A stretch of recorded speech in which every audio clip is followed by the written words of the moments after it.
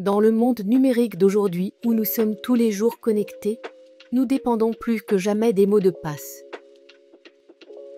Des emails aux réseaux sociaux, ils sont les gardiens en ligne de notre sécurité numérique.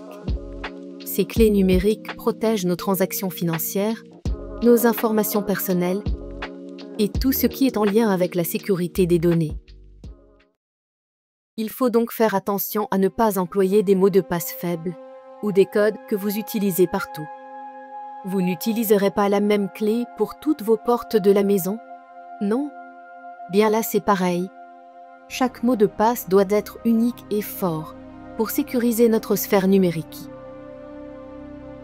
Les mots de passe sont la première ligne de défense contre les accès non autorisés.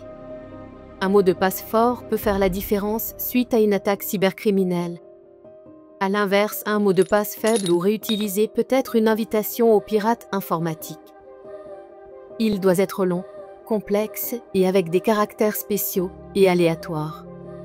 Pas de mot de passe 1, 2, 3, 4, par exemple. Rappelez-vous, plus le mot de passe est long, plus il faudra du temps pour le déchiffrer. N'utilisez pas non plus des mots de passe trop fréquents comme 1, 2, 3, 4, 1, 2, 3, 4, 5, 6, password ou mot de passe. Pour faire simple, évitez d'utiliser des codes trop faciles à deviner ou trop basiques. Le plus grand danger aujourd'hui reste quand même de réutiliser le même mot de passe partout. Si un seul de vos comptes est compromis lors d'une fuite de données, les hackers peuvent utiliser ce même mot de passe pour accéder à tous vos autres comptes.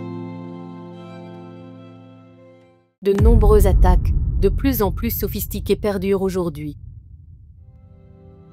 Que ce soit le phishing, l'attaque par force brute ou du dictionnaire, les hackers utilisent des moyens à la pointe de la technologie pour vous soutirer vos informations personnelles.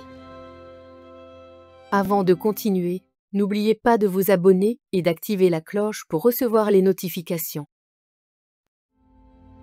Le phishing consiste à tromper la victime pour qu'elle révèle directement son mot de passe, en se faisant passer pour un site ou un service légitime. Ces attaques sont de plus en plus élaborées et beaucoup de personnes tombent malheureusement dans le piège, surtout les moins sensibilisés. Pour l'attaque par force brute. Imaginez un hacker qui a une combinaison verrouillée devant lui. Au lieu de deviner un code, il va tout simplement essayer toutes les combinaisons possibles, jusqu'à trouver la bonne. C'est exactement ce que fait une attaque par force brute. Elle s'appuie sur la puissance de calcul pour tester toutes les possibilités, de la plus simple à la plus complexe, sans relâcher. Pour nous, ça peut sembler fou d'essayer des milliards de combinaisons. Mais pour les machines, c'est faisable et même redoutablement efficace. Plus un mot de passe est court et basique, plus il devient une cible facile pour ce type d'attaque. Par contre, comme elle demande énormément de ressources, cette attaque sera moins efficace si votre mot de passe est complexe, long et bien sécurisé. L'attaque du dictionnaire, quant à elle, parie sur les habitudes humaines.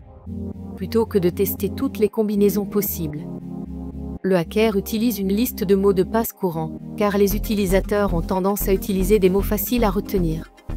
Des mots comme password 1, 2, 3, QWERTY ou encore leur propre date de naissance. Ce type d'attaque est rapide et surtout, elle ne demande pas beaucoup de puissance de calcul. Plus sophistiquée que la force brute, elle se sert de la psychologie humaine et ses habitudes. Ça peut être tentant de prendre un mot de passe simple et de le réutiliser sur plusieurs comptes. Mais c'est là que vous devenez la cible idéale pour une attaque par dictionnaire.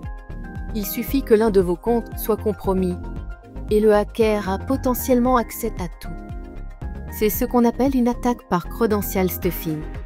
Les pirates testent les mêmes identifiants sur plusieurs plateformes jusqu'à trouver celle où ils fonctionnent.